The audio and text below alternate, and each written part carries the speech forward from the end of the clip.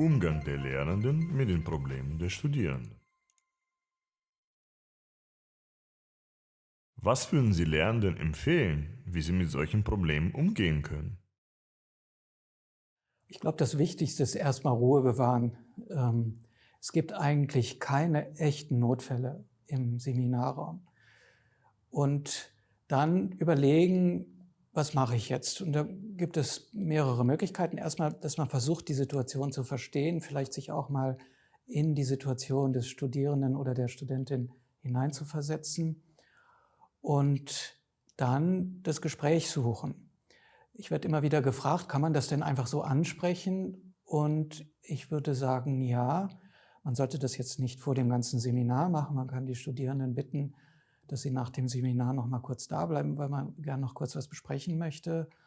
Und dann kann man, was ich ganz wichtig finde, sagen, wissen Sie, ich mache mir Sorgen oder mir ist aufgefallen oder Ähnliches. Also nicht sagen, Sie haben eine Schizophrenie und bitte kümmern Sie sich darum, dass das besser wird. Das geht natürlich gar nicht, sondern ganz vorsichtig sagen und über sich selber sprechen.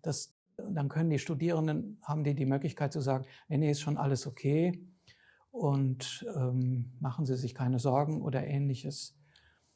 Und dann, falls der Student oder die Studentin dann sagt, ja, mir fällt es unheimlich schwer, hierher zu kommen und ich habe eine Depression und das wird auch behandelt, aber im Augenblick schaffe ich das noch nicht so richtig, dann kann man diese Studierenden fragen, was wäre denn hilfreich für Sie jetzt im Seminar? Und ich finde das ganz wichtig. Die Dozentinnen und Dozenten sind keine Therapeuten und sollen das ja auch gar nicht sein. Sie sollen empathisch sein, das heißt, sich versuchen hineinzuversetzen, zu verstehen, was das Problem ist. Aber sie sollen vor allen Dingen als Expertinnen und Experten für Lehre sich etwas überlegen, wie man diese Problematik, die der Student oder die Studentin hat, so gut wie möglich lindern kann im Seminarkontext. Und das wissen die Betroffenen meistens selber am besten, was man da tun kann. Also das würde ich für einen ganz wichtigen Punkt halten. Und um nochmal auf das zurückzukommen, was ich vorhin schon mal gesagt habe, mein Appell an die Dozentinnen und Dozenten, holen Sie sich Hilfe, besprechen Sie sich vielleicht mit einem Kollegen oder einer Kollegin oder rufen Sie die Behindertenbeauftragten an und so weiter. Ich glaube, das ist am entlastesten, wenn man weiß, dass andere vielleicht einen guten Rat haben oder man das im Gespräch dann lösen kann, was das Problem ist. Woran können Lernende erkennen, dass sie selbst an ihre Grenzen kommen? Zunächst einmal glaube ich, dass wenn man ehrlich zu sich selber ist, dann auch merken kann, dass man mit einer Situation nicht mehr zurechtkommt. Das wäre so aus meiner Sicht das häufigste Warnsignal, sag ich einfach mal. Man fühlt sich überfordert und ist unsicher, versucht es dann vielleicht sogar zu überspielen oder so zu tun, als hätte man alles im Griff. Und das muss gar nicht sein. Natürlich haben Sie als Dozentin und Dozent das Recht, auch mal unsicher zu sein und Sie könnten das sogar auch verbalisieren.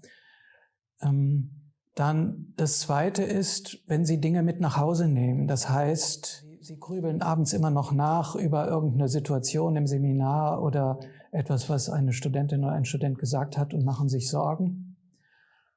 Und das ist auch oft ein Zeichen, dass Sie möglicherweise mit der Situation überfordert waren.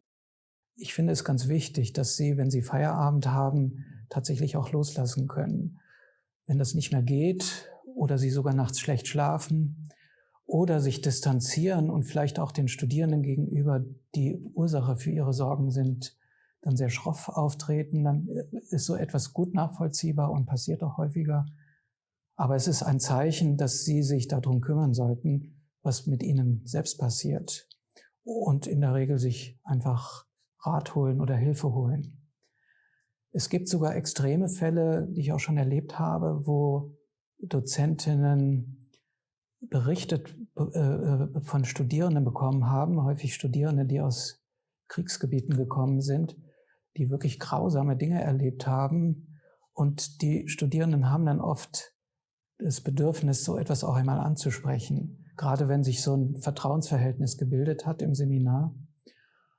Und da gibt es Situationen, die wir eine sekundäre Traumatisierung nennen, also eine Verletzung, eine psychische Verletzung, eine Traumatisierung, obwohl man selber die Situation gar nicht erlebt hat, aber einfach durch das sich hineinversetzen in die Situation dann auch solche Folgen entstehen können. Auch das lässt sich behandeln, das ist gar kein Problem. Man muss nur offen und ehrlich mit sich sein und dann entsprechende Maßnahmen und Hilfe aufsuchen.